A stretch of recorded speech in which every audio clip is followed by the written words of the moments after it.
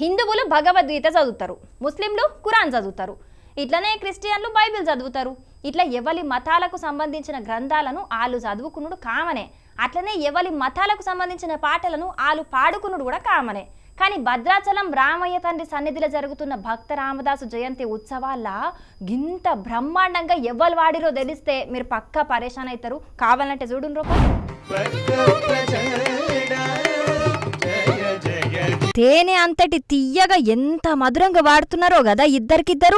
ఎంత గొప్ప గాన గంధర్వులైనా వీళ్ళ గాత్రాన్ని తారీఫ్ చేయాల్సిందే. అసలుకైతే వీళ్ళిద్దరు ముస్లింలు. ఏంది ఆశ్చర్యపోతున్నారా?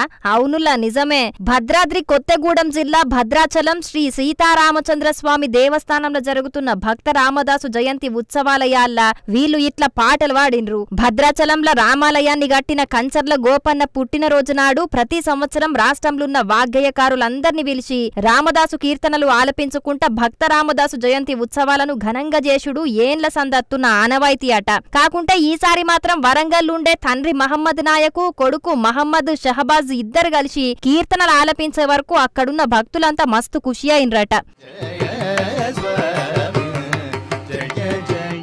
తెలంగాణ అంటేనే మత సామరస్యానికి ప్రతీక. పీరీల ఊరేగింపు ఊళ్ళల్లో శానా వరకు హిందువులే చేస్తారు. ఇక అట్లనే రంజాన్ యాళ్ల ముస్లిం సోదరులకు హిందువులు ఇఫ్తార్ విందులు ఏర్పాటు చేస్తే గణేష్ నవరాత్రి ఉత్సవాల యాళ్ల ముస్లిం సోదరులు సాయం చేస్తుంటారు. గంగా జమున తహజీబ్ లెక్క మన తెలంగాణలో హిందూ ముస్లింలు అన్నదమ్ములోలే కలిసి మెలిసి ఉంటారు. దానికి తోడు కొంతమంది అప్పుడప్పుడు ఇసుంటి కార్యక్రమాలు చేసుకుంటా హిందూ ముస్లిం భాయి భాయి అనే నినాదాన్ని నిజం చేస్తుంటారు. ఇక పాలల్ల నీళ్లు కలిసిపోయినట్టు మన తెలంగాణలో సబ్బండ వర్గాల ప్రజలు కలిసిపోయి సంబురంగా ఉండాలని మన రచ్చబండ ముచ్చట్ల తరపున కూడా కోరుకుంటున్నాం.